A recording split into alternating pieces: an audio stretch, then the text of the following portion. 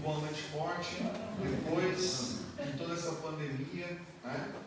Aliás, ainda estamos no meio da pandemia, mas estou muito feliz em poder retornar aqui à nossa igreja, Navegantes, a nossa congregação, poder adorar a Deus com meus irmãos e saber que Deus tem cuidado, né, dos seus filhos aqui, lá, e o Senhor Deus tem controlado todas as coisas para a glória do seu nome.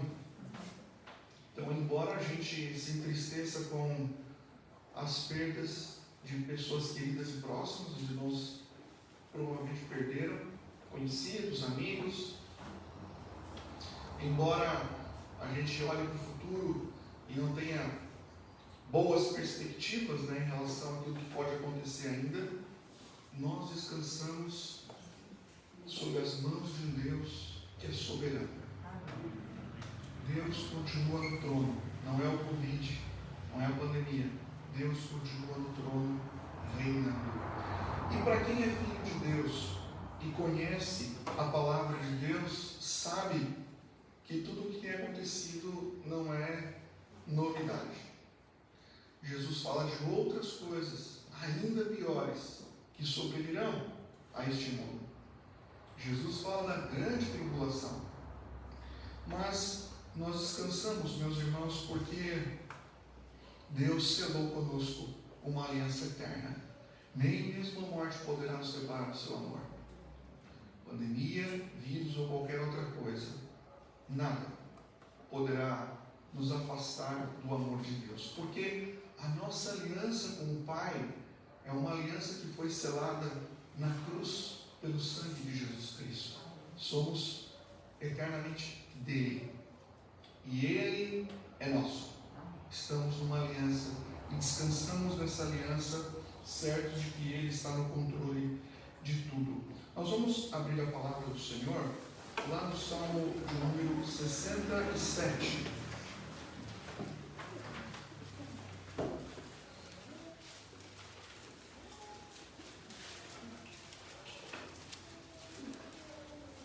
Salmo de número 67, ao mestre de canto, a instrumentos de cordas, salmo cântico.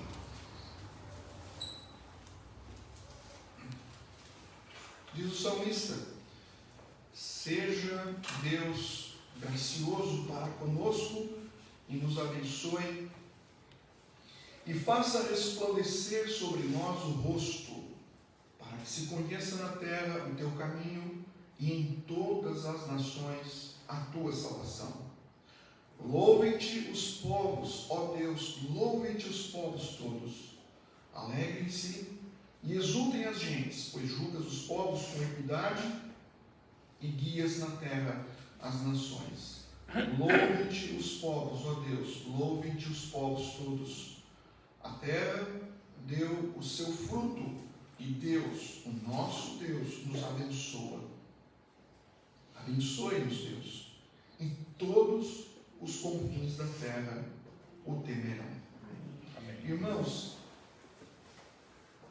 o salmista pede para que Deus seja gracioso para com ele e o abençoe. Seja Deus gracioso, derrama as suas bênçãos. Agora, olha que interessante. Havia um propósito, e o propósito é para que se conheça na terra. Quando nós somos abençoados por Deus e pedimos as bênçãos de Deus, a gente não pode se esquecer. Devemos ser um canal desobstruído dessa graça. A gente pede, Deus nos abençoa, e o que nós fazemos? Às vezes retemos. Mas o salmista diz: seja Deus gracioso para conosco, nos abençoe, faça resplandecer o seu rosto sobre nós. Para quê? Com qual propósito? Para que se conheça na terra o teu caminho e para que a salvação chegue em todas as nações. Você já parou para pensar que Deus te dá vida, Deus te dá saúde, Deus não te levou por meio do Covid, Deus te dá recursos financeiros, dons, talentos, habilidades, e todas as bênçãos que Ele derrama na sua vida têm um propósito. para que se conheça na terra o caminho dele, que é Cristo, e em todas as nações, começando pelo seu vizinho, da direita, da esquerda, da frente e de trás, para que eles conheçam a salvação. É bom quando a gente entende e compreende que nós somos quem somos e temos o que temos, meus irmãos, mas há um propósito em tudo isso. Feche os seus olhos, vamos falar com o nosso Deus. Pai, nós queremos nesta noite, de modo muito especial, te agradecer por estarmos aqui. Há um ano, ó Deus, estávamos isolados em nossas casas, temerosos, mas hoje estamos aqui, Pai, e o nosso coração se alegra, se regozija, porque o Senhor graciosamente nos reúne nesta noite para recebermos a Tua palavra. Ó Deus, nós te agradecemos porque somos um povo abençoado, e nós queremos pedir, Pai, que Tu nos abençoes ainda mais, para que, ó Deus, os Teus caminhos sejam conhecidos em toda a terra, e para que em todas as nações chegue a Tua salvação. Nos dê graça, Pai, para investirmos os nossos dons, talentos e também os nossos recursos financeiros na expansão do Teu reino sobre toda a terra. É o que lhe pedimos, Pai, em nome de Jesus. Amém. Nós entoaremos, meus irmãos, o hino 42, o grande amor de Deus. A razão pela qual somos abençoados não está em nós, nas nossas obras, na nossa bondade. A razão das bênçãos está no grande amor de Deus.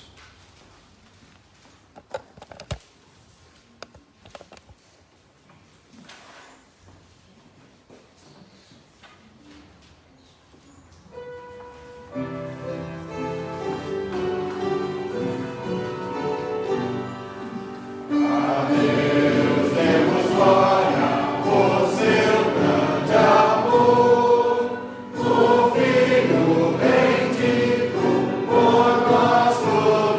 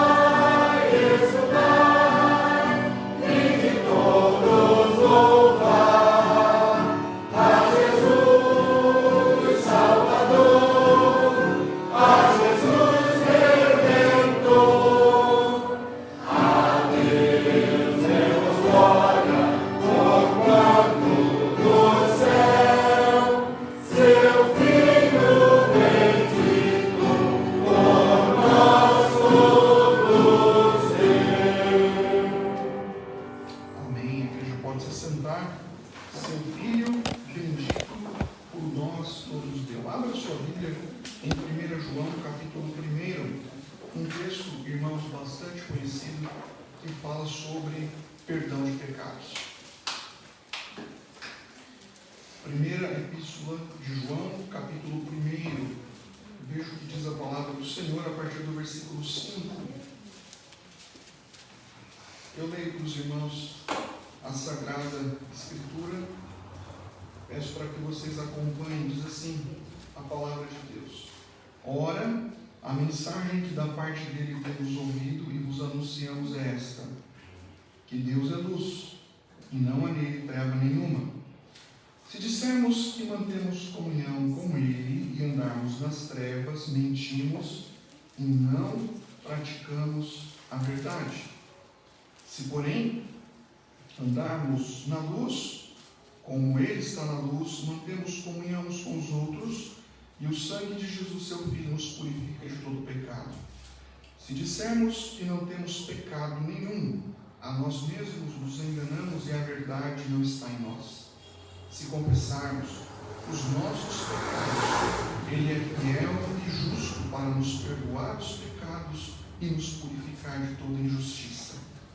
Se dissermos que não temos cometido pecado, fazemos-lo mentiroso, e a sua palavra não está em nós. Filhinhos meus, estas coisas vos escrevo para que não pequeis.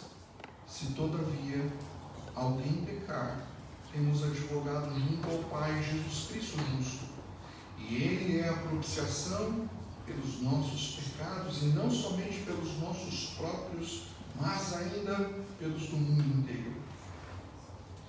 Meus irmãos, aqui encontramos uma orientação bem clara, acerca do perdão dos pecados. Diz o texto que se nós dissermos que mantemos comunhão com ele e andarmos nas trevas, nós estamos mentindo e não estamos praticando a verdade.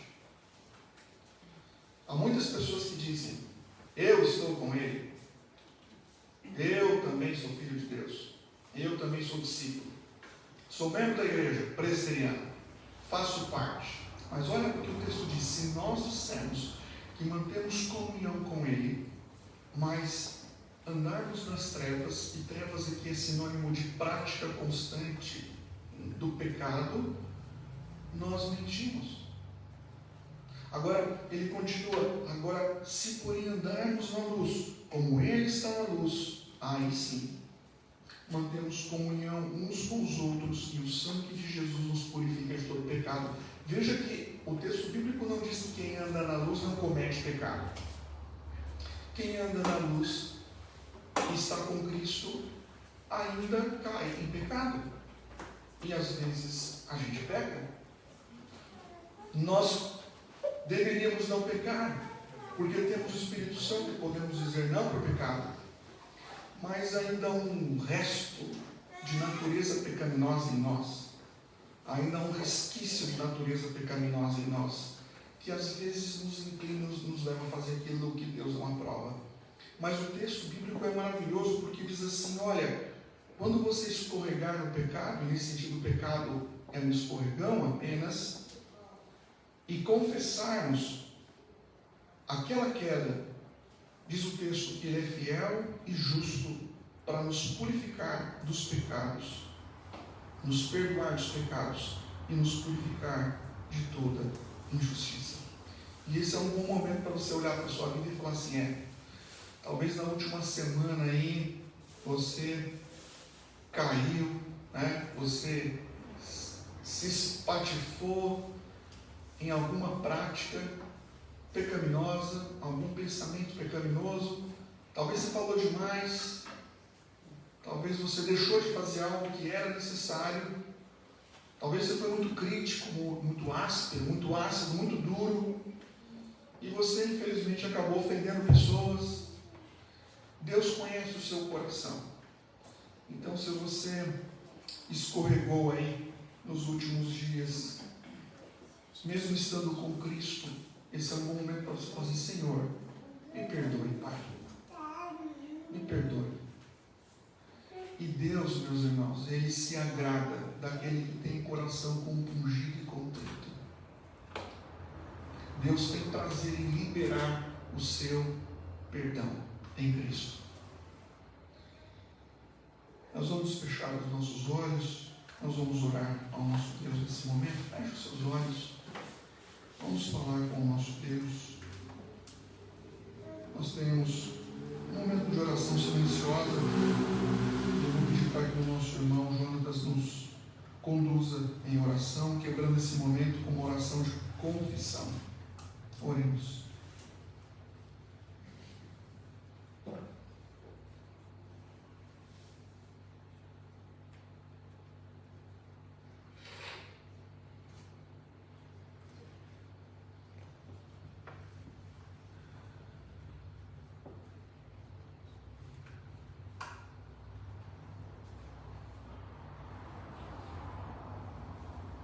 Santíssimo, eterno e poderoso Deus, Deus de infinito amor e misericórdia, louvado, exaltado, engrandecido, seja o santo, bendito e poderoso nome do Senhor sobre toda essa terra, sobre todo o céu, sobre tudo que existe e acontece.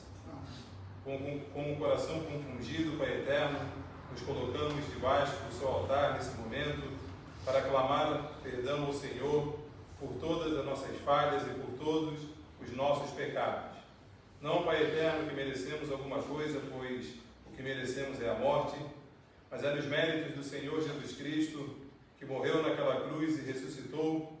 É no nome dele, Pai eterno, que clamamos perdão ao Senhor por todas as nossas omissões, palavras, pensamentos, atitudes, tudo, Pai eterno, que não foi de encontro com o Santo Evangelho, com as Sagradas Escrituras, que entristeceu o Senhor.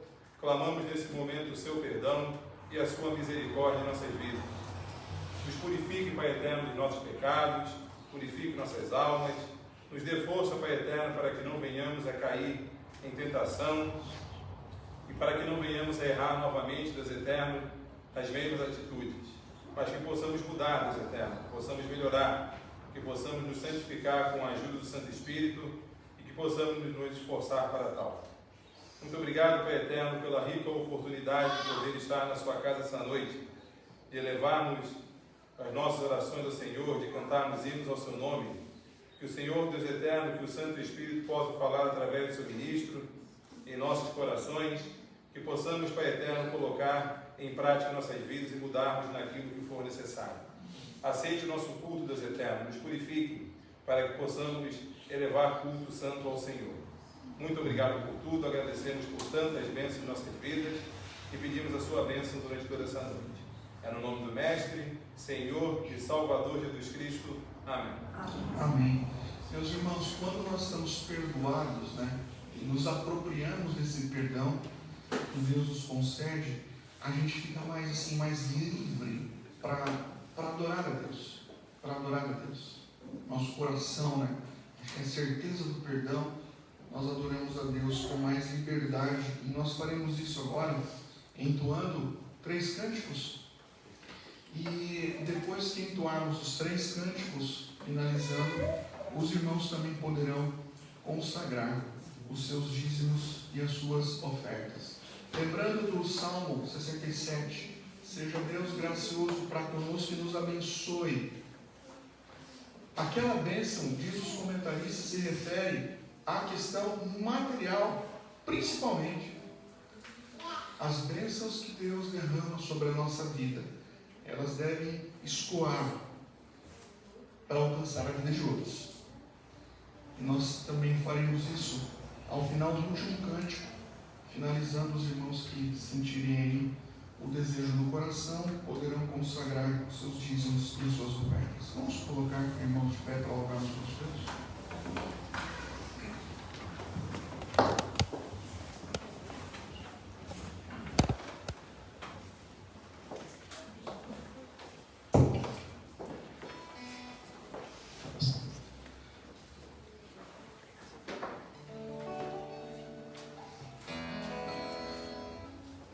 Primeiro cântico, hoje é tempo de louvar a Deus.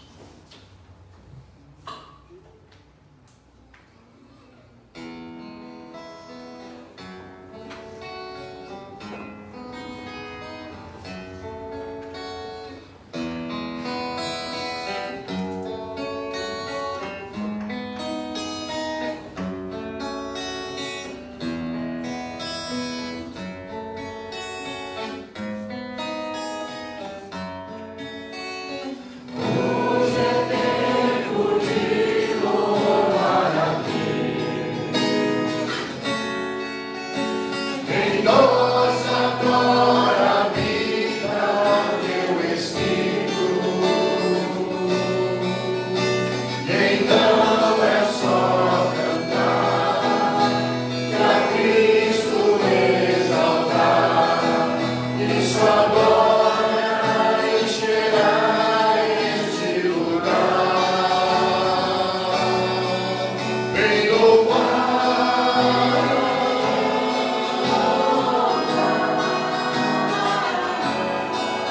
Vem louvar,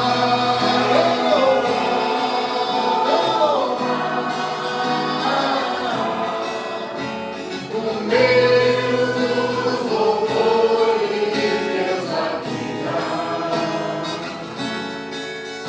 e é seu prazer cumprir o que nos diz. Então é só cantar e a Cristo exaltar, e sua glória encherá este lugar. Vem louvar,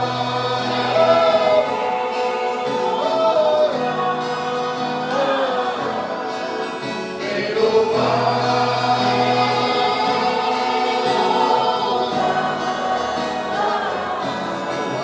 Vem louvar,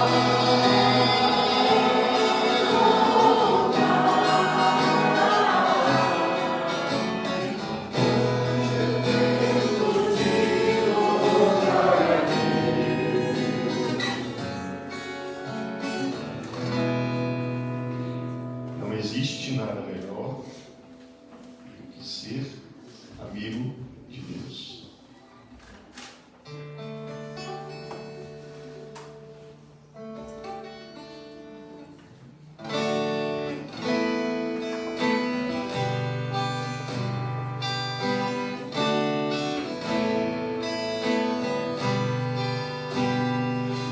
Não existe nada melhor do que ser amigo de Deus.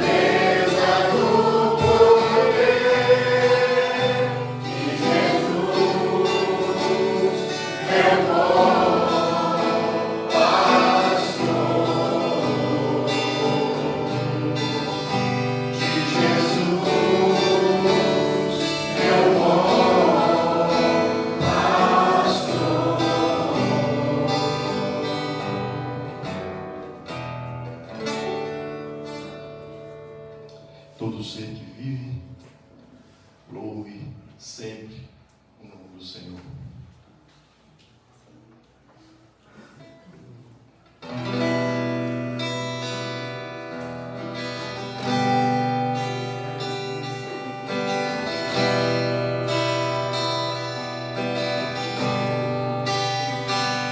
Todo ser que vive, o nome do Senhor, toda criatura se derrame aos teus pés, ao som da sua voz, o universo se desfaz, não há outro nome comparável ao grande eu sou. E mesmo sendo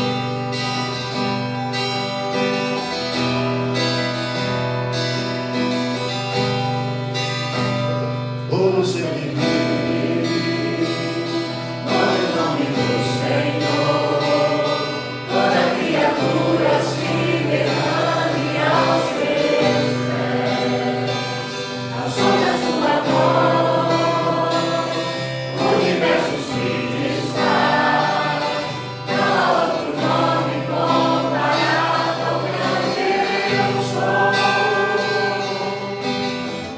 E mesmo sendo tudo que há em mim, confessarei que céus e terra passarão, mas o teu nome é eterno. Todo gelo logrará ao ouvir teu nome, teu santo nome. Todo ser confessará, louvado seja o teu nome, teu santo nome. O gelo logrará ao ouvir teu nome, teu santo nome. Quando se confessará, louvado seja o teu nome, teu santo nome.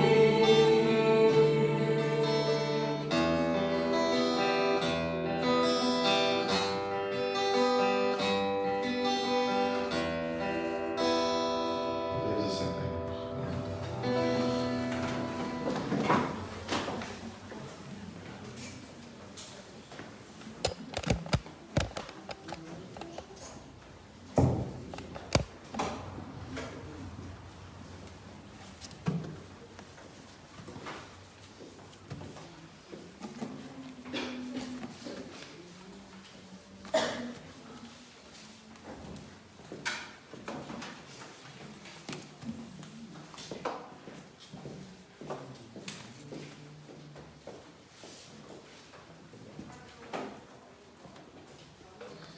Amém, meus irmãos. Que Deus abençoe a nossa igreja e também a fidelidade dos irmãos no cumprimento desse dever, que ao mesmo tempo é um grande privilégio para todos nós, né? Investirmos no reino de Deus. Abra a sua Bíblia na primeira epístola de Pedro. E nos preparando, irmãos, para a ceia do Senhor, vamos ver aqui o que o apóstolo Pedro disse acerca da obra de Jesus Cristo.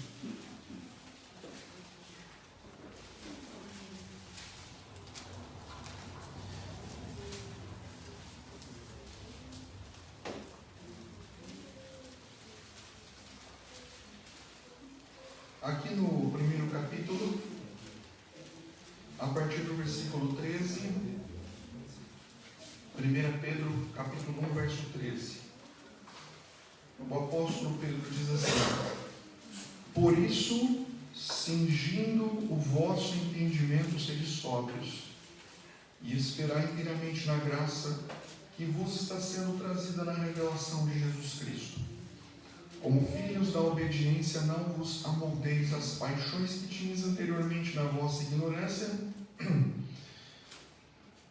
Pelo contrário, segundo é santo aquele que vos chamou, tornai-vos santos também vós mesmos em todo o vosso procedimento, porque escrito está: sede santos, porque eu sou santo.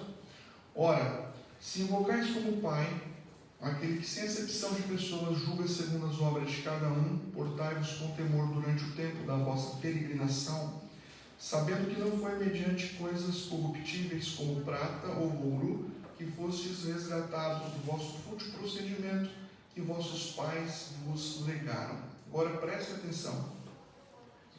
Mas pelo precioso sangue, como de cordeiro sem defeito e sem mácula, o sangue de Cristo, conhecido com efeito antes da fundação do mundo, porém manifestado no fim dos tempos por amor de vós, que por meio dele tendes fé em Deus, o qual ressuscitou dentre os mortos e lhe deu glória, de sorte que a vossa fé e esperança estejam em Deus. Meus irmãos, o apóstolo Pedro, ele diz que nós fomos resgatados para andarmos em novidade de vida e santidade. E esse resgate, diz aqui o texto, ele foi possível porque o precioso sangue de Cristo foi derramado. Ele usa exatamente essa palavra, sabendo que não foi mediante coisas corruptíveis como prata ou ouro que fostes resgatados. Resgatados, redimidos, resgatados do vosso fútil procedimento, mas vocês foram resgatados pelo precioso sangue como de cordeiro, sem defeito, sem mácula, o sangue de Cristo. Jesus Cristo, ele verteu o seu precioso sangue na cruz. Quando o sangue de Jesus Cristo foi derramado na cruz, era a sua vida que estava sendo derramada. A vida está no sangue. E quando o sangue é derramado, a vida é derramada. Foi um ato histórico.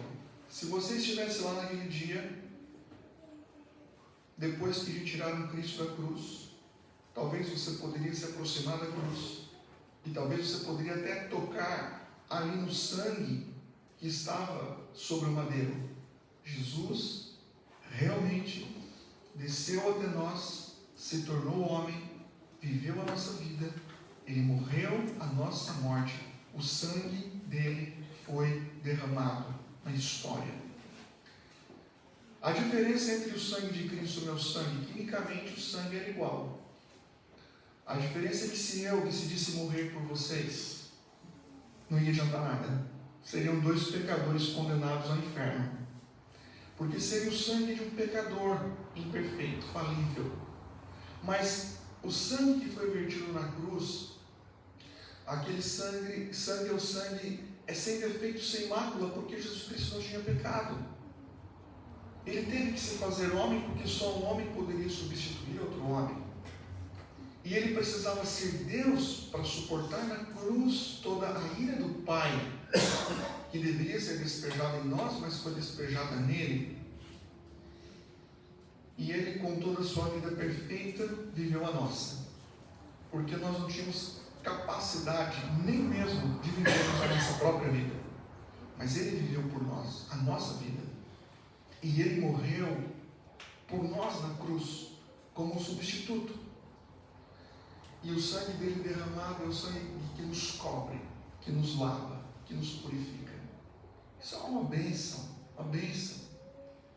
Todo ouro, toda prata que existe nesse mundo, se nós pegássemos tudo, não seria suficiente para comprar sequer 1/1000 de segundo da glória eterna.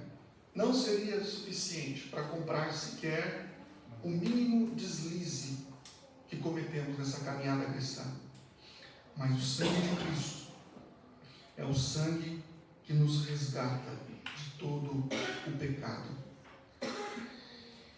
E para que nós não nos esquecêssemos da preciosidade do sangue, Jesus Cristo instituiu a ceia.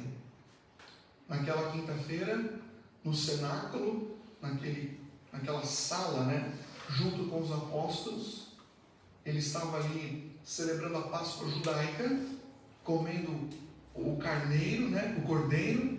E é interessante porque enquanto eles faziam aquela refeição, em algum momento Jesus Cristo muda tudo.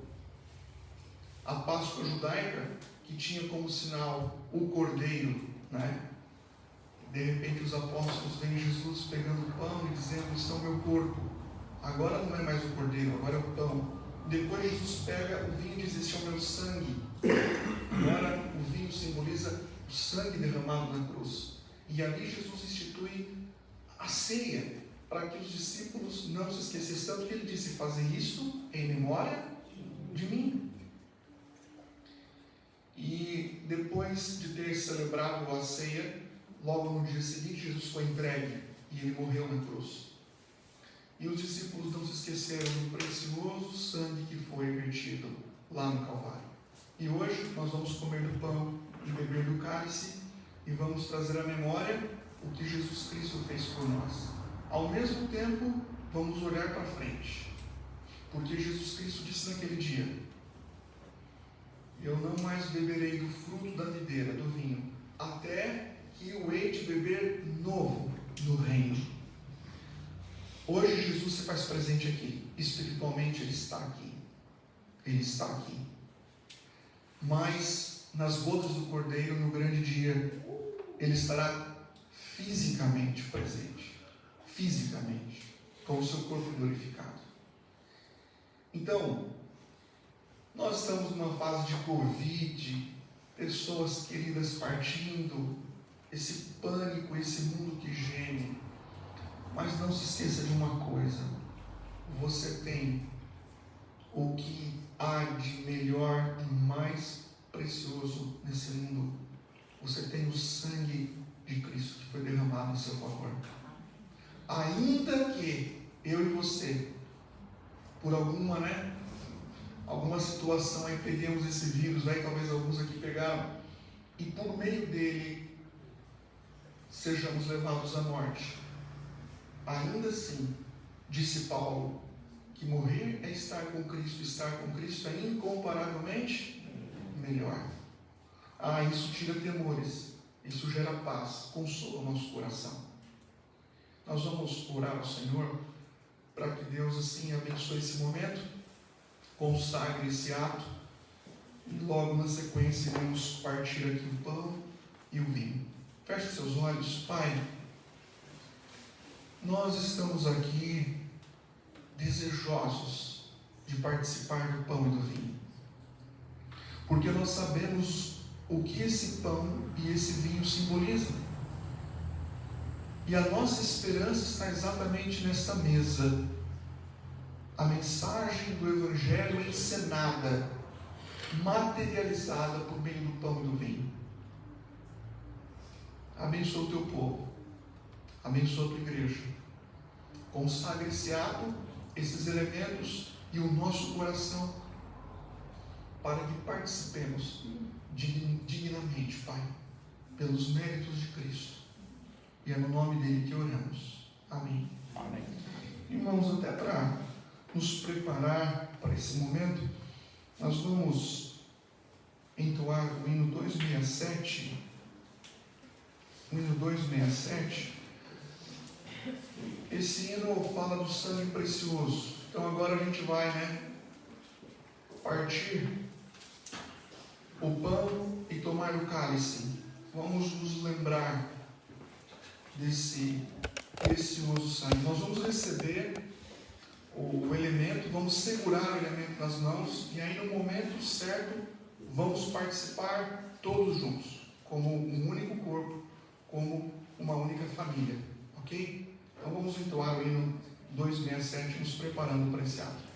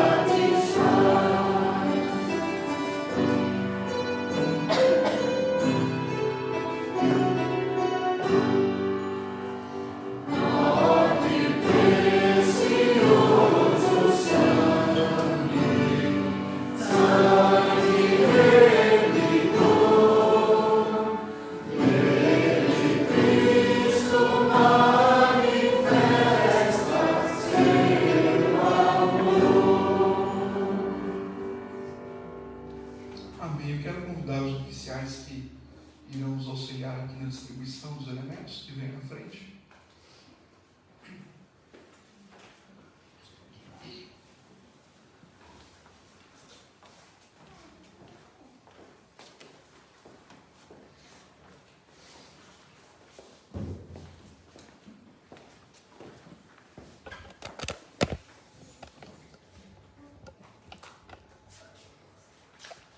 Meus irmãos, nós vamos receber então o elemento. Peço para que os irmãos segurem e no momento certo partiremos o pão e tomaremos o cálice. Lembrando que esse pão, ele não se transforma no corpo de Cristo. Ele representa o corpo de Cristo. E esse suco de uva, ele não se transforma no sangue de Cristo, mas ele representa o sangue de Cristo. Ele não se transforma, mas representa. De forma que quando você come do pão e bebe do cálice, crendo na obra de Cristo, a sua fé é renovada, a sua esperança é fortalecida. Certamente esse é um meio de graça que vai te renovar nesta noite. E assim nós iremos receber então os elementos. Uma orientação: todos aqueles que são membros dessa igreja, de uma igreja que professa Cristo como único e suficiente Salvador, são convidados para participarem dessa mesa. Se você está em comunhão com a sua igreja e com Deus, participe.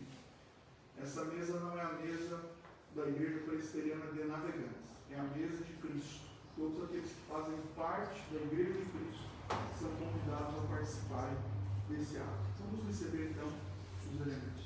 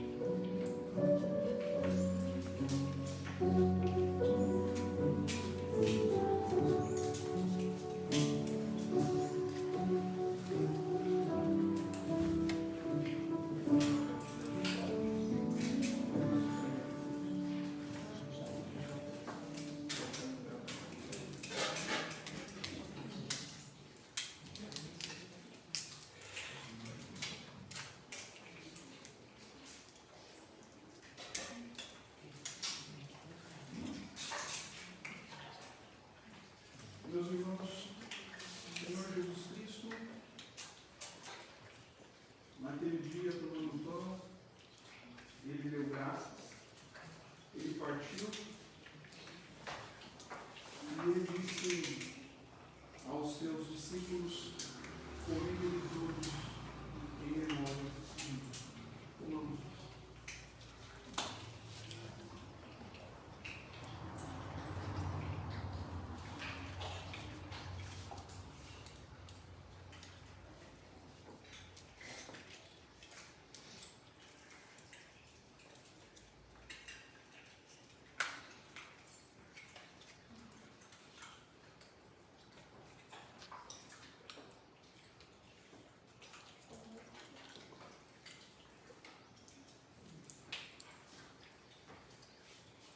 Esse pequeno pão simboliza o corpo de Jesus, 100% homem.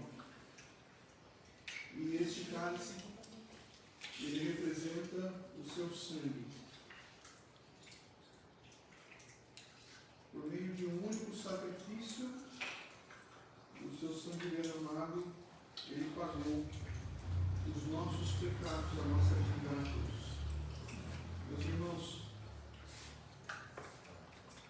quando Jesus Cristo disse na cruz está consumado, a expressão correta, mais literal seria está completamente quitado. A dívida está paga. E ele disse: bebam dele todos em memória de mim. Bebamos do cálice.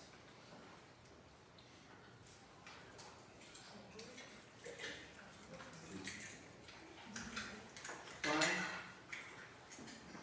nós somos agradecidos a Ti, porque nós temos uma esperança que o mundo não tem. Nós recebemos uma fé que o mundo não recebeu. Nós recebemos uma eternidade que o mundo não recebeu. Nós temos a salvação, dádiva, presente que veio das Tuas mãos.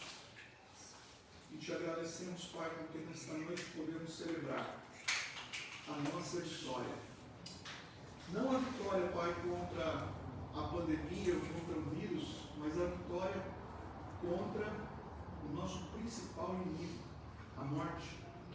Nós somos mais do que vencedores por meio de Cristo. Obrigado, Pai, pelo pão, pelo vinho, pela vida, pela morte e ressurreição do nosso Rei e Salvador Jesus. Em nome de quem oramos. Amém.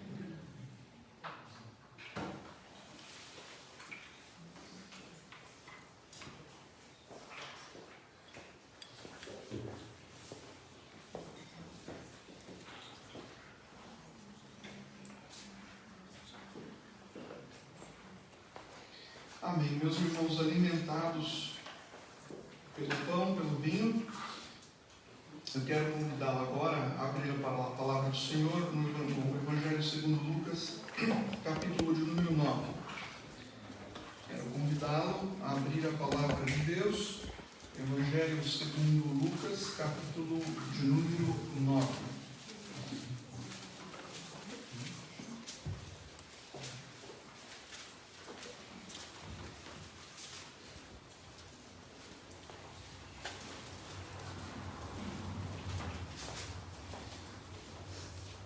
Eu ontem comentei com o presbítero Durval: olha, Durval, a minha voz, ela quer me abandonar. Então, o irmão fica de sobreaviso, porque pode ser que a minha voz não chegue até a hora do culto. E aí hoje pela manhã, eu já estive lá em Itajaí pregando no culto matutino, e ali eu perdi talvez uns 30%. Né? Aí eu vim para cá pensando: meu Deus, se chegar lá e a voz falhar completamente. Mas eu lembrei, o presbítero Durval está de sobreaviso. Então, caso Durval, a voz falhe completamente, você tem que vir aqui e dar continuidade. Amém. Amém. Então os irmãos perdoem aí a minha voz limitada, mas o importante é a palavra de Deus e é o Espírito de Deus falando, né, meus irmãos, ao nosso coração. Então veja aí o que diz a palavra do Senhor. Evangelho segundo Lucas, capítulo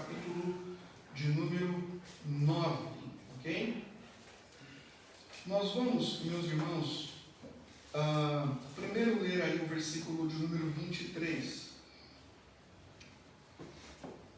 O Senhor Jesus disse o seguinte, no verso 23: se alguém quer vir após mim, a si mesmo se negue, dia a dia tome a sua cruz e siga-me, pois quem quiser salvar a sua vida, perdê-la. Quem perder a vida por minha causa, esse a salvará. E agora, capítulo 9, mais à frente, versículos 57 a 62. O que Jesus Cristo disse no verso 23, ele coloca agora em prática. Diz assim no verso 57, encontramos o texto paralelo em Mateus capítulo 8. A diferença é que Mateus capítulo 8 vai registrar apenas 2 conversas, e aqui vemos 3 conversas. Diz assim: indo eles caminho fora, alguém lhe disse: seguir-te-ei para onde quer que fores. Mas Jesus lhe respondeu: as raposas têm seus covis e as aves do céu ninhos, mas o Filho do Homem não tem onde reclinar a cabeça. A outro disse Jesus: segue-me. Ele, porém, respondeu: permite-me ir primeiro sepultar meu pai. Mas Jesus insistiu: deixa aos mortos o sepultar os seus próprios mortos. Tu, porém, vai e prega o reino de Deus. Outro lhe disse: seguir-te-ei, Senhor, mas deixa-me primeiro despedir-me dos de casa. Mas Jesus lhe replicou: ninguém que, tendo posto a mão no arado, olha para trás, é apto para o reino de Deus. Vamos orar mais uma vez. Feche os seus olhos. Pai, nós estamos aqui, queremos ouvir, ó Deus, a Tua voz, e rogamos, Pai, que Tu abras o nosso coração para que compreendamos a Tua vontade para a nossa vida. Ó Deus, que a Tua palavra venha a falar profundamente em nós e produza todas as mudanças necessárias, Pai. Nós oramos, pedimos Tua bênção no nome precioso e santo de Jesus. Amém. Amém. Meus irmãos, perceba como Jesus Cristo, ele era direto, incisivo, não era de meias palavras. Ele disse: se alguém quer vir após mim, a si mesmo se negue, dia a dia tome a sua cruz e siga-me. Porque quem quiser salvar a sua vida, quem quiser guardar a sua vida, aquele que quer proteger a sua vida, talvez até com medo de me seguir, esse vai perder a própria vida. Mas aquele que estiver disposto a perder a sua vida por minha causa, aquele que se entregar, me seguir, negar a si mesmo, esse encontrará a verdadeira vida. Esse tipo de mensagem não era uma mensagem que caía tão bem no coração daquele povo. Muitos desistiram de seguir o Senhor Jesus. Lá em João capítulo 6 diz que alguns o abandonaram porque o seu discurso era um discurso muito duro, muito incisivo. Certamente Jesus Cristo não teria a fama que muitos pregadores têm hoje, pregando mensagens de autoestima, né? Nós encontramos aqui o Senhor Jesus Cristo tratando 3 pessoas. E é interessante, irmãos, porque olhando para Cristo, eu fico pensando que nota, né, nós daríamos para esse evangelismo. Que nota você daria para Cristo nesses 3 encontros? Que nota? Os 3 que se aproximaram de Cristo não permaneceram com Cristo, viraram as costas e saíram. Os 3. Que nota daríamos para o Senhor Jesus Cristo? Mas o que a gente percebe é que esses 3 homens possuíam o mesmo desejo, Eles queriam aparentemente se tornarem discípulos de Cristo. Nós queremos seguir a Cristo. Nós queremos ir pelo caminho de Cristo. Mas o problema é que esses homens, eles não avaliaram o preço. Eles não calcularam, as reais implicações de serem discípulos de Cristo. Eles não calcularam o preço de se tornarem seguidores de Jesus Cristo. E Jesus Cristo vai mostrar para eles o que de fato é o discipulado cristão. Às vezes, meus irmãos, nós olhamos para a vida cristã e nos sentimos assim até decepcionados e frustrados, principalmente quando chegam as lutas, as provas, as dificuldades. Mas o próprio Cristo disse: no mundo tereis o quê? Aflições. É o tipo de aflição que somente o Filho de Deus tem, somente o discípulo de Cristo passa. E aqui encontramos então Jesus Cristo descrevendo o significado de ser um discípulo. E ele vai mostrar que a pessoa que tem um anseio por conforto pessoal, essa pessoa ela não conseguirá ser um discípulo de Cristo. A pessoa que tem um desejo forte por riquezas terrenas, essa pessoa também não conseguirá ser discípulo de Cristo. E a pessoa que também tem um desejo forte por relações humanas terrenas, essa pessoa também não vai conseguir segui-lo com toda a liberdade. Então eu quero caminhar dentro dessa passagem e mostrar aqui, meus irmãos, como Jesus Cristo tratou cada uma dessas pessoas e qual foi as exigências que ele colocou para o discipulado cristão.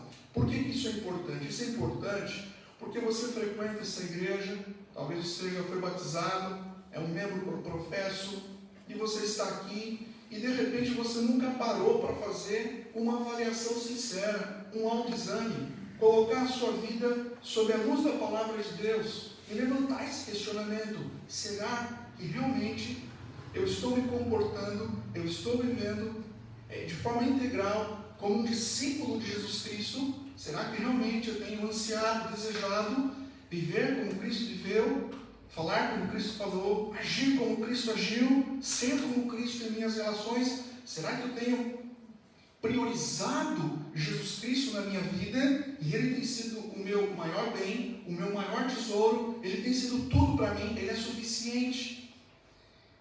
Esse tipo de reflexão, irmãos, nós conseguimos fazer olhando para essa passagem bíblica. Em primeiro lugar, irmãos, nós vemos aqui que seguir Jesus Cristo, para seguirmos Cristo e sermos discípulos de Cristo, é necessário a morte do eu.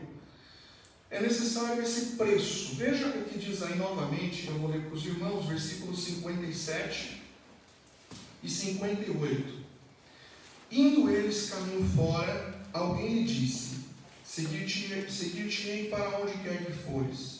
E Jesus respondeu àquele homem: as raposas têm seus covis, as aves do céu ninhos, mas o Filho do Homem não tem onde reclinar a cabeça.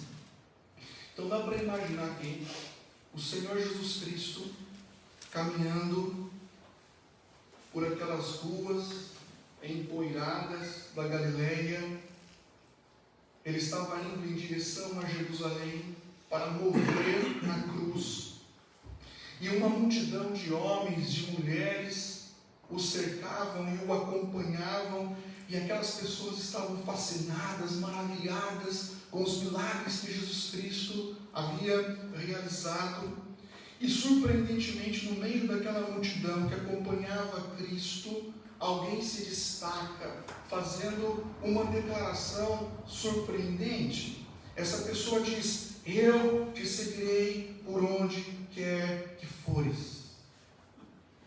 Será que nós podemos dizer isso essa noite? Senhor Jesus, eu te seguirei até o fim. Ainda que isso custe a minha vida, Senhor, eu te seguirei. Essa declaração nos faz lembrar do apóstolo Pedro, que disse algo semelhante: ainda que todos te abandonem, eu não te abandonarei. Eu irei te seguir, Senhor, até a morte. E nós sabemos o que aconteceu com o apóstolo Pedro. Ele negou Cristo 3 vezes, mas depois ele foi restaurado. E ele não negou mais a sua fé. E ele morreu por sua fé. Foi martirizado. A tradição diz que foi crucificado de cabeça para baixo. Ele assumiu o compromisso. E ele viveu exatamente essa declaração.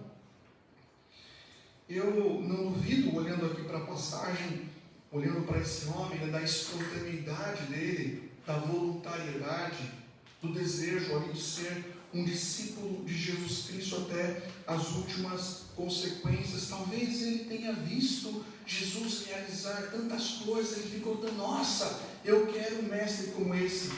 A passagem paralela, meus irmãos, de Mateus 8, diz que esse homem era um escriba.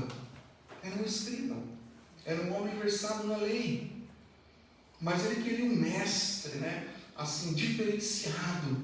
E ele viu Jesus Cristo realizar tantos milagres e possivelmente motivado por isso, ele se aproximou e disse: eu te seguirei por onde quer que fores. O problema é que esse homem não calculou o custo.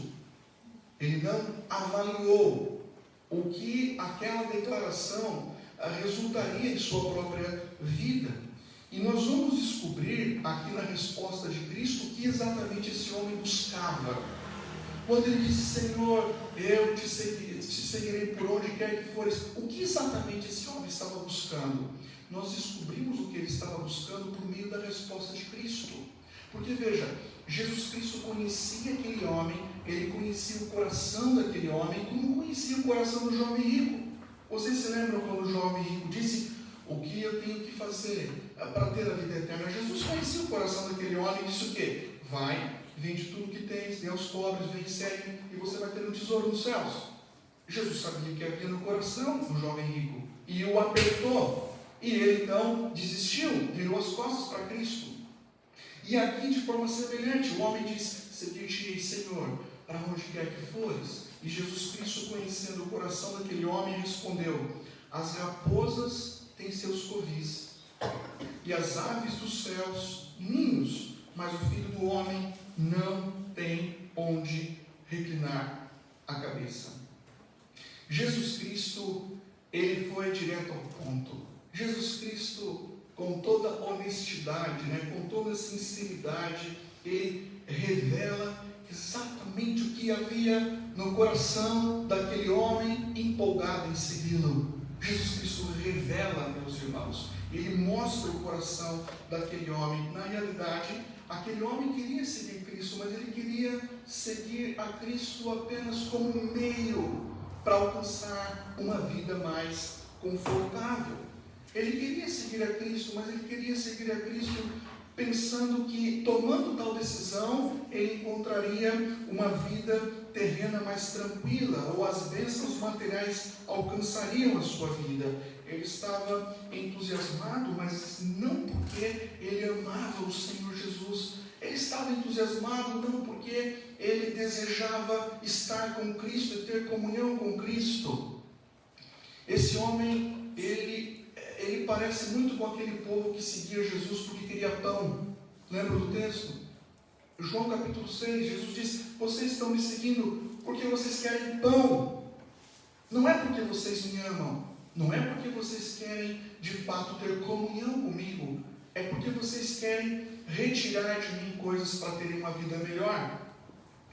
E aqui vemos, meus irmãos, que esse homem estava entusiasmado, mas não era com Cristo, e sim com o que Cristo poderia lhe oferecer. Eu te seguirei por onde quer que fores. A gente pode complementar, desde que esse compromisso traga algum tipo de benefício, desde que esse compromisso traga algum tipo de prosperidade. Às vezes a gente equivocadamente oferecemos Cristo para as pessoas como um meio para que elas resolvam os problemas circunstanciais delas. Eu não estou dizendo que Jesus não resolve, mas a gente tem que tomar cuidado para não oferecer Cristo para as pessoas como um meio das pessoas encontrarão para resolver os seus problemas. Aí você oferece Cristo para as pessoas e diz assim: olha, você precisa de Cristo porque você vai ter, por exemplo, uma vida profissional mais abençoada. Aí a pessoa vem para a igreja, professa Cristo, primeira semana perde o emprego.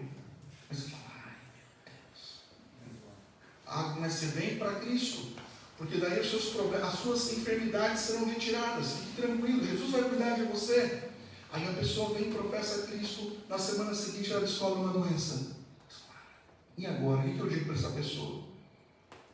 Não é Cristo e mais alguma coisa. Cristo é suficiente e Ele basta. E eu não estou dizendo que Ele não nos abençoa com prosperidade, com saúde, mas eu estou dizendo que a nossa motivação primária não pode estar no conforto material. O Senhor Jesus Cristo olha para aquele rapaz e Ele diz, olha, tanto as raposas quanto os pássaros têm os seus esconderijos, as suas casas bem definidas, eles têm ali os seus lares seguros, né? Mas o Filho do Homem não tem onde reclinar a cabeça. Olha que palavra. Jesus olha para aquele, você quer me seguir? Eu quero dizer o seguinte, eu não tenho nem onde reclinar a cabeça. E se você ler os evangelhos, você vai perceber que Jesus Cristo não possui uma casa própria. Embora tenha aí alguns pregadores que dizem que ele tinha uma casa na praia, né? Jesus tinha casa na praia e tal, e ele ia lá fazer veraneio. Meus irmãos, não. Jesus não tinha casa na praia. Não tinha, meus irmãos. Isso é conversa. Quando você lê os evangelhos, você vai perceber que a cidade, por exemplo, da Judeia, o rejeitou. A cidade da Galileia expulsou ele. A cidade de Gadara não ofereceu para ele uma hospedagem, expulsou ele, implorou para que ele saísse. Saia daqui, não queremos você. A cidade de Samaria também negou hospedagem para o Senhor Jesus Cristo. Irmãos, a terra não recebeu Jesus. Tanto que o texto bíblico diz de João, diz que ele veio para o que era seu, mas os seus não o receberam. Ele não tinha lugar onde reclinar a cabeça. É por isso que ele disse isso.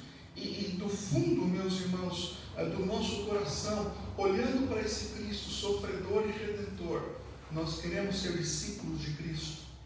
Nós queremos seguir a Cristo, caminhar nas pisaduras de Cristo, mesmo que isso implique em não ter as bênçãos terrenas, materiais. Ele nos abençoa com bênçãos terrenas, materiais, mas ainda que nós não tenhamos isso, ainda assim nos sentiremos motivados e encorajados a segui-lo. Às vezes algumas pessoas embarcam, na vida cristã e elas querem assim uma vida mais tranquila, ausência de dores, de enfermidades, de problemas. Elas querem saúde no bolso, dinheiro do bolso, aliás, e saúde para dar e vender. Mas não funciona assim, meus irmãos. Seguir a Cristo é a melhor e mais importante decisão que nós tomamos nesta vida. Mas seguir a Cristo exige da nossa parte autonegação, exige renúncia, exige, meus irmãos, sacrifício, exige serviço, exige luta. Seguir a Cristo, meus irmãos, é uma batalha. Você é um soldado. O nosso general é Cristo, o Senhor dos exércitos é quem nos chama. Então as aflições fazem parte da caminhada. Se você fala assim, pastor, eu tomei essa decisão, amém. Porque se queremos experimentar o melhor dessa vida, não há outro caminho a não ser sermos discípulos de Jesus Cristo. Esse é o único caminho para experimentarmos o que há de melhor nessa vida. Mas a gente não pode se esquecer, meus irmãos, que para seguirmos Cristo é necessário colocarmos o nosso reino de lado, aquele reino pessoal, aquele reino do conforto, da tranquilidade, que você coloca o seu reino de lado e você fica com o reino de Cristo. Você tem que olhar para você e dizer não para você mesmo. Aquele homem, ele deu um passo, não à frente, ele deu um passo atrás. Quando ele descobriu o preço, ele caiu fora. E quando nós descobrimos, meus irmãos, esse preço que exige o discipulado, nós avançamos ou nós retrocedemos? Eu creio que quando a gente descobre pela palavra de Deus tudo aquilo que temos em Cristo, quando você descobre que em Cristo você tem o perdão, você tem a vida eterna, você tem a salvação. Em Cristo você tem a esperança de que se você partir hoje, você vai direto ao paraíso. Quando você descobre todas as bênçãos que você tem em Cristo, e você olha para o outro lado da balança e pesa, você realmente chega à conclusão, vale e vale muito viver por Cristo, para Cristo e para o reino de Deus. Se Jesus Cristo hoje decidisse retirar tudo da nossa vida, dinheiro, trabalho, saúde, se Ele decidisse retirar tudo que nós temos, de forma que nós ficássemos sem um lugar para reclinar a cabeça, como Ele, ainda assim, nós teríamos razões para agradecê-lo até o último dia da nossa vida. Porque a obra perfeita realizada na cruz nos conquistou o maior e melhor de todos os presentes, a vida eterna. Enquanto muitos estão presos aqui, Jesus Cristo está tentando nos elevar a um nível superior. Por isso que Paulo, quando escreve aos Filipenses, diz: pensai nas coisas do alto e buscai as coisas do alto, não as que são daqui da terra. Agora, esse foi o primeiro encontro aqui, né? Vamos para o segundo, ok? E a segunda lição é que seguir a Jesus Cristo, além desse discipulado exigir a morte do eu, esse discipulado também exige a morte dos valores deste mundo. Veja, irmãos, aqui com que urgência Jesus chama esse homem. Verso 59. A outro disse Jesus: segue-me. Ele, porém, respondeu: permite-me ir primeiro sepultar meu pai. Mas Jesus insistiu: deixa aos mortos o sepultar os seus próprios mortos. Tu, porém, vai e prega o reino de Deus. Provavelmente, meus irmãos, esse homem, ele era conhecido de Jesus, estava ali caminhando ali, né? Ele era alguém que estava próximo, sabe? Ele não tinha tomado a decisão, mas era alguém que estava ali, né? Não participava muito dos trabalhos, né? Não se envolvia muito, mas estava ali, como muitos hoje, né? Há muitas pessoas que frequentam a igreja e que estão ali flertando com o evangelho, elas olham de longe e tal, elas não tomam a decisão, mas elas estão por perto. Elas ainda têm medo de assumir o compromisso, de professar a fé, de serem efetivamente membros do corpo de Cristo, mas estão ali, né, observando, participando, mas não querem assumir o compromisso. Então Jesus Cristo chega para um desses e diz assim: segue-me. O que mais Jesus Cristo diz para esse homem? Além dessa ordem, porque o verbo aqui é um imperativo, segue, é uma ordem.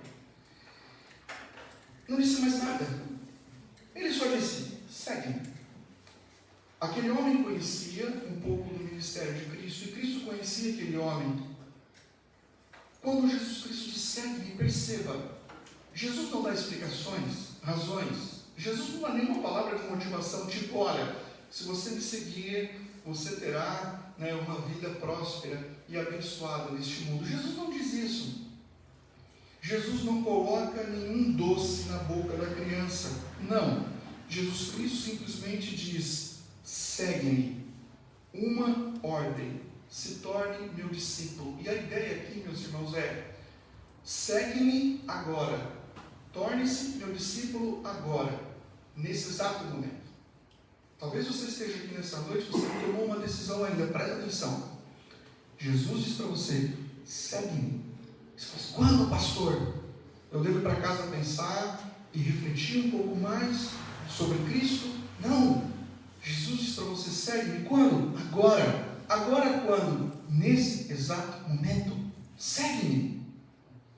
O chamado de Cristo, meus irmãos, é um chamado urgente. E é um chamado para toda a vida.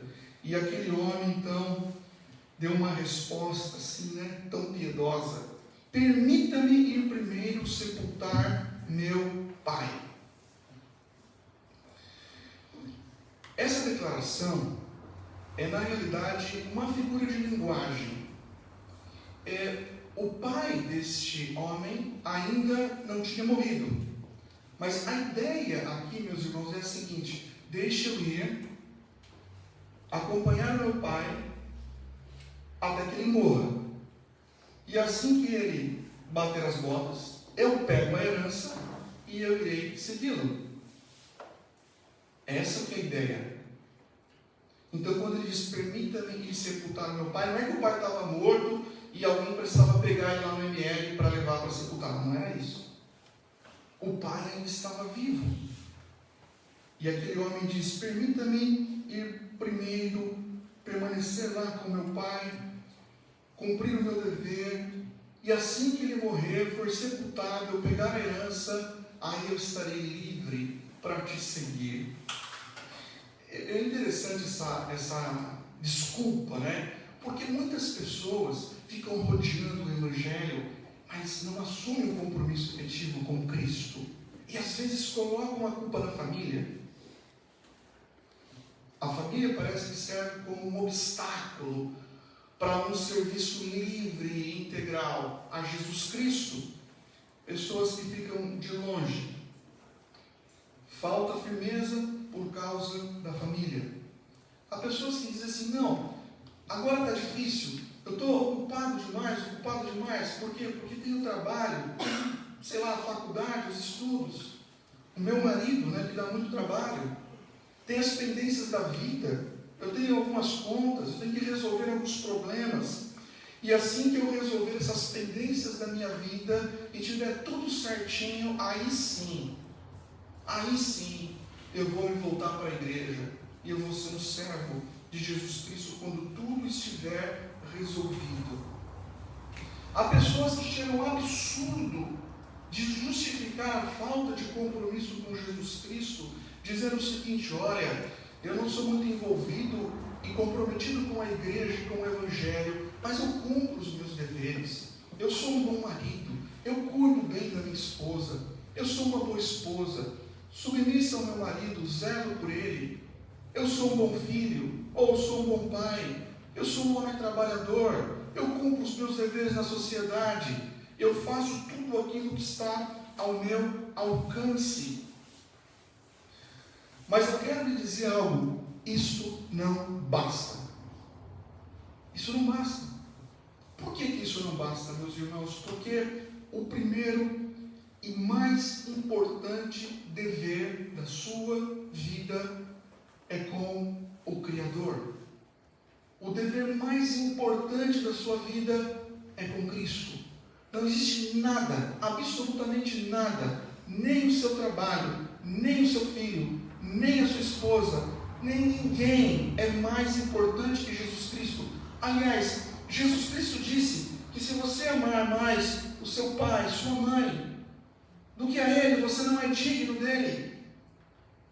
Não adianta, meus irmãos, olha a seriedade disso. Jesus Cristo disse para aquele homem, deixa os mortos sepultar os seus próprios mortos, tu porém vai e prega o reino de Deus. É como se Jesus Cristo dissesse para aquele homem, meu filho, deixa que os mortos, aqueles que estão mortos espiritualmente, aqueles que estão comprometidos com esse mundo, aqueles que estão distantes de mim, deixa que eles que não querem nada comigo, deixe que eles, esses mortos espiritualmente, que vivem para esse mundo, deixe que eles cuidem daqueles que estão caminhando para a morte. Talvez aquele homem pensasse, e eu? E aí Jesus Cristo diz, tu porém vai e prega o reino de Deus. Prioridade. Lembra Mateus capítulo 6? Buscai, pois, em primeiro lugar, o reino e a justiça. A família, é óbvio que é importante, é um presente de Deus, mas entenda o seguinte, o seu trabalho, ele é para o reino, é uma cosmovisão bíblica, o seu trabalho é para o reino e para a glória de Deus, a sua família é para o reino e para a glória de Deus, os seus filhos, você cria eles para o reino e para a glória de Deus. Tudo que você tem, tudo que você faz devem ser canalizados para a glória de Deus. Agora, se no eixo da sua vida, você tira a sua relação com Jesus Cristo e você coloca qualquer outra relação, aí a roda, ela não funciona bem. Jesus é o eixo, Ele é o centro, nada pode atrapalhar essa relação ou interpor entre você e Cristo, nada, nem mesmo a família. Irmãos, Cristo nos chama,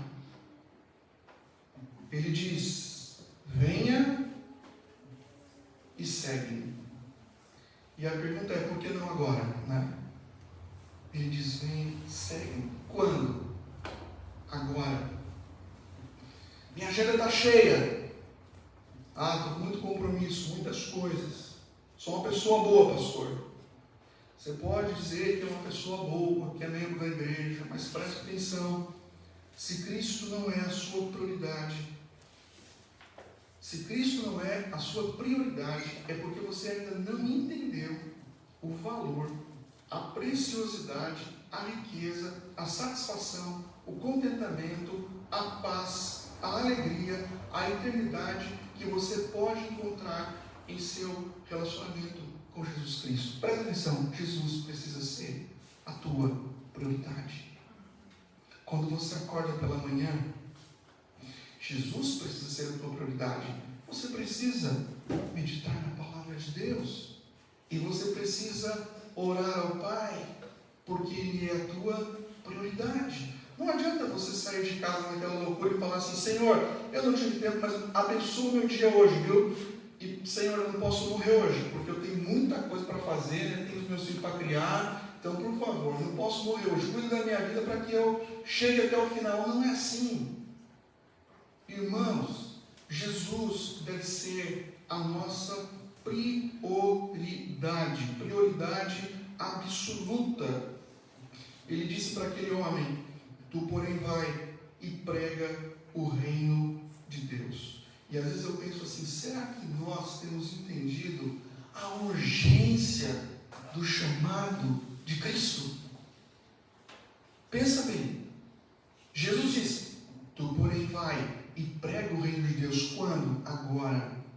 Indo pela sua rede de relacionamentos, indo com os vizinhos da frente, de trás, do lado direito, esquerdo, você vai indo pelo seu trabalho e você prega o reino de Deus. Será que nós, irmãos, estamos compreendendo a seriedade, a urgência do chamado de Cristo?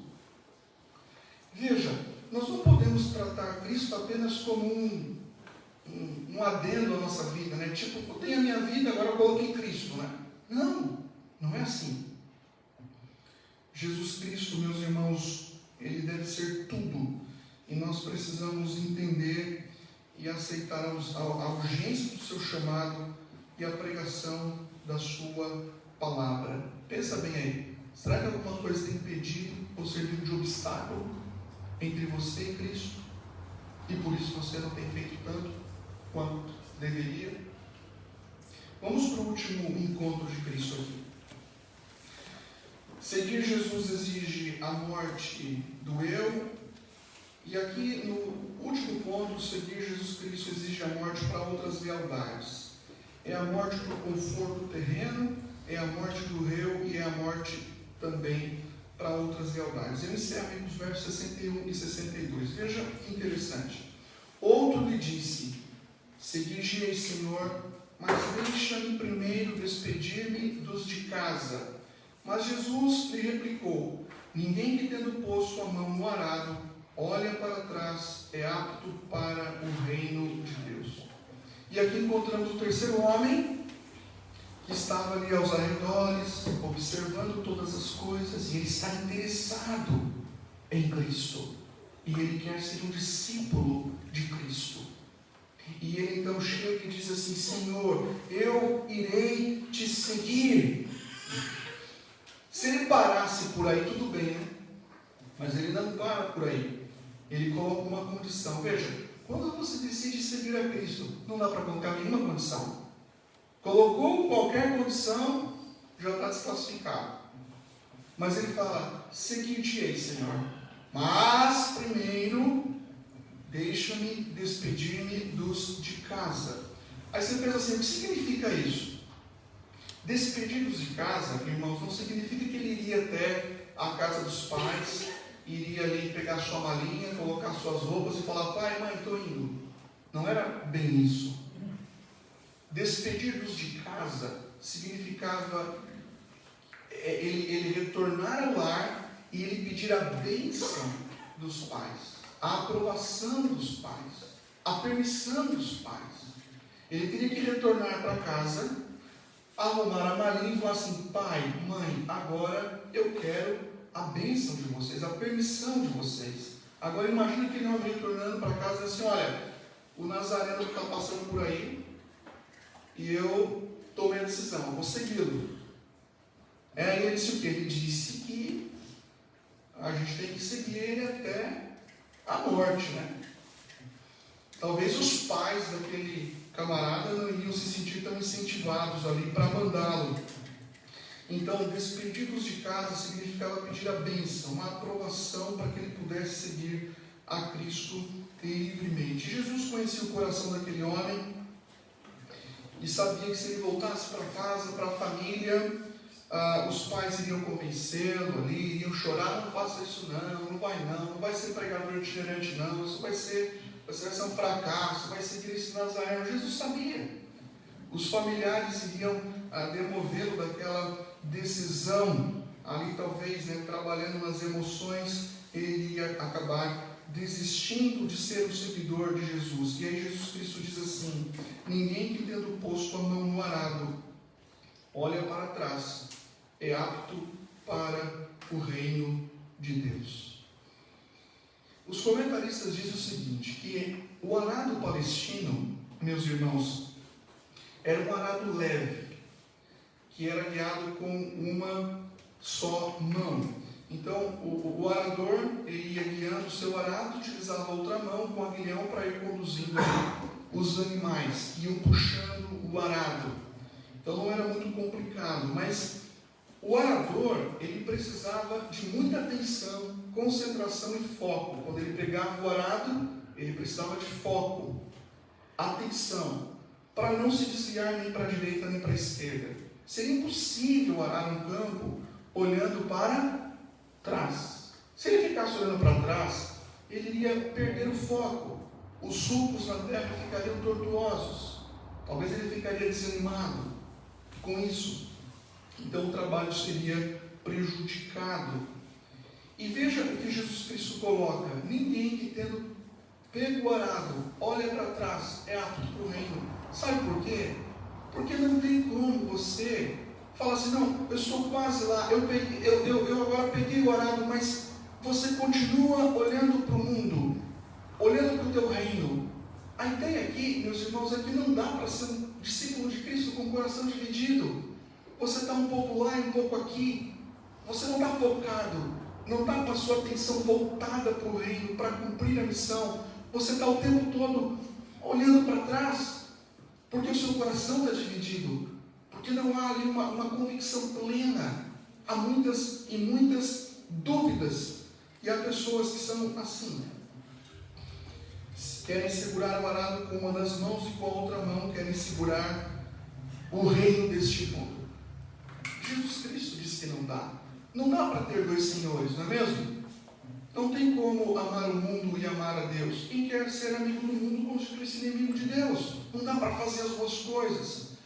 Então, quando você pega o arado, não dá para ter ânimo dobre. Quando você assume o compromisso de Cristo, você só pode olhar numa direção para frente, olhando firmemente para o autor e consumador da sua fé. Quem fica olhando para um lado, para o outro, para trás, fica desanimado, desiste. Jesus diz que se nós queremos realmente segui-lo, meus irmãos, a gente precisa quebrar os laços com o passado e fixarmos o nosso olhar no reino de Deus. Olhar para frente. A tua prioridade precisa estar bem definida e o seu coração, ele não pode estar dividido, um pouco aqui, um pouco lá. Ninguém neste universo valoriza tanto as relações familiares como Jesus Cristo. Jesus Cristo, ele jamais iria exigir que um discípulo quebrasse o mandamento como honrar pai e mãe. Mas o que Cristo mostra, meus irmãos, aqui neste versículo, é que a nossa lealdade primária é a Ele. Lealdade primária sempre é com Cristo. Aí você fala, mas tem outras fontes de autoridade na minha vida. Sim, há outras fontes de autoridade, meus irmãos, mas quando essas outras fontes de autoridade estão em conflito com a autoridade de Cristo, nós ficamos com a autoridade de Cristo. A esposa deve submissão ao marido, mas se o marido coloca alguma condição que seja contrária à palavra, ou impeça essa mulher de viver a sua fé, ela está desobrigada, porque a sua lealdade, em primeiro lugar, é com Cristo. Você deve submissão aos seus pais, mas se os pais exigem algo que é contra a palavra, você fica com a palavra. Você deve sujeição ao seu patrão, mas quando o patrão exige algo que está em conflito com a palavra, você fica com a palavra. Lembra-se do que o apóstolo Pedro disse? Antes importa obedecer a Deus do que aos homens. Então, Jesus Cristo, ele mostra aqui, meus irmãos, que nós devemos segui-lo, não olhando para trás, não com medo do que as pessoas irão pensar ou dizer, assim, ao nosso respeito. Não, nós devemos olhar para frente, olhar para Cristo, pegar o arado e seguir adiante. E eu quero aqui concluir dizendo o seguinte: no início da mensagem eu disse que nós precisamos o quê? Colocar nossa vida sob a luz da palavra de Deus e avaliar sinceramente o nosso discipulado.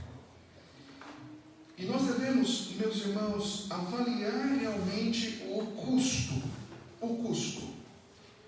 Pensa bem. Quanto custa para você seguir Jesus Cristo hoje? Quanto custa para você ser membro dessa igreja? Quanto custa para nós sermos discípulos de Jesus Cristo? Quanto custa? Mas tem um preço, tem um preço, tem um preço, tem um custo. Esse custo envolve comprometimento total com Cristo. Tem um custo. E quanto mais você ama esse Cristo, quanto mais você está próximo desse Cristo, quanto mais Cristo é o centro da sua vida, da sua profissão, da sua carreira, da sua família, quanto mais Cristo está presente em você e flui através de você, certamente mais lutas você enfrentará. Porque a luz incomoda as trevas. O sal, ele purifica, mas ele também arde. Então, eu quero encorajá-lo nesta noite para que você tome essa decisão. Você fala assim: pastor, eu já decidi isso, porque já sou da igreja, já sou professo, já faz tempo já, e está tudo certo comigo, está tudo resolvido, né? Será, meus irmãos? O nosso compromisso com Cristo até onde vai? Amanhã é segunda-feira, meus irmãos. Nós vamos retomar as nossas atividades, não é mesmo? Vamos retomar a nossa caminhada, os nossos relacionamentos. E amanhã, quando você começar a cruzar com as primeiras pessoas, seja da sua família, ou de fora, do trabalho, vizinho, quando você começar a cruzar com essas pessoas, lembre-se assim: quem efetivamente sou eu nessa história? Quem sou eu nessa história? Eu sou um discípulo, eu estou seguindo, eu estou amando, Ele é a minha prioridade, eu estou comprometido com Ele, até que ponto? Tudo sem Cristo equivale a nada. Mas nada nesse mundo, tendo Cristo, meus irmãos, nós temos tudo. Feche os seus olhos, vamos falar com Deus. Pai, Jesus Cristo é a razão da nossa vida, da nossa existência, da nossa família. Se nós somos o que somos, Pai, temos o que temos, é por causa de Jesus Cristo. Aliás, todas as coisas existem porque Jesus Cristo existe. Nós existimos porque o Teu Filho, graciosamente, resolveu entregar o seu precioso sangue na cruz por nós e nos garantir a eternidade. Ó Deus, abençoa a nossa vida, Pai, nesta noite. Nós queremos ser mais do que membros desta igreja. Queremos muito mais, Pai, do que ter um nome no hall. Nós queremos, Pai, seguir Jesus Cristo com todo o nosso coração. Queremos ser semelhantes a Cristo, falar como Cristo, pensar como Cristo, viver como Cristo, amar como Cristo, servir como Cristo. Nós queremos espelhar Jesus Cristo em nossos relacionamentos. E nós sabemos que isso exige a morte do nosso eu. Exige também de nós, Pai, sacrificarmos as coisas terrenas em prol das eternas. Exige também lealdade a Cristo acima de todas as coisas. Abençoe-nos, Pai, nesta noite. É o que lhe pedimos, Pai, agradecidos por tudo, em nome de Jesus. Amém. Amém. Nós encerraremos, irmãos, entoando o último hino 306. Fidelidade na luta. Vamos nos colocar de pé para entoarmos o hino 306.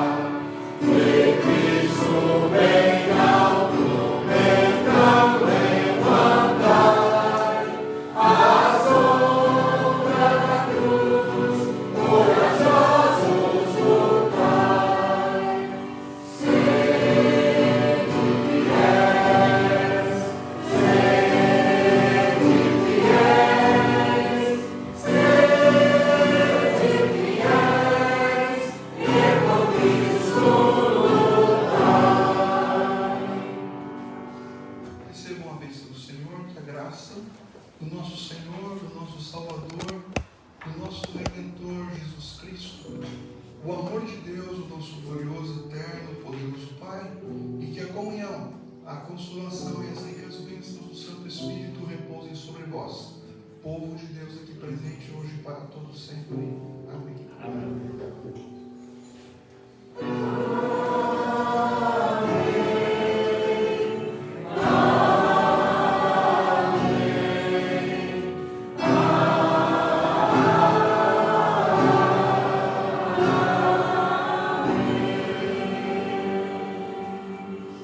Amém, igreja, pode se sentar. Irmãos, encerrado o nosso culto. Alguém nos assiste pela primeira vez? Hoje? Ninguém pela primeira vez? Ok. Durval, Jonas, tem alguma bênção para a igreja? Não. Só o culto de reunião de oração online, terça-feira, 19h30 e quinta-feira também. Ok, os dois trabalhos online, terça e quinta-feira. Meus irmãos, que tenhamos uma semana abençoada e reflitamos um pouquinho no discipulado de Jesus Cristo para a nossa vida. E foi muito bom estar com os irmãos essa noite também adorando a Deus, né? A voz aguentou, né? Está no finalzinho agora, meu irmão. Agora está na última. Que bom, Deus abençoe.